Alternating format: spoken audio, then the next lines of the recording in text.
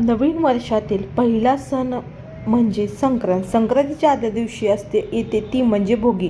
अशी चमचमीत रस्सेदार भोगीची भाजी आणि सोबत तीळ लावलेली टम्म फुगलेली अशी बाजरीची भाकरी संक्रांतीच्या आदल्या दिवशी म्हणजे भोगीच्या दिवशी महाराष्ट्रात घरोघरी केली जाते. आणि ह्या भाजीला कुणी लेकुरवाळी, कोणी खेंगाट असं म्हणतं. आज आपण अस्सल पारंपरिक पद्धतीने तीळ लावलेली बाजरीची भाकरी आणि भोगीची भाजी कशी बनवायची ते बघणार आहोत. अगदी मस्त बनवून तयार होते. चवीला तर मला इतकी अप्रतिम चवीची लागते. चला तर मग ही रेसिपी कशी बनवायची ते पाहणार आहोत.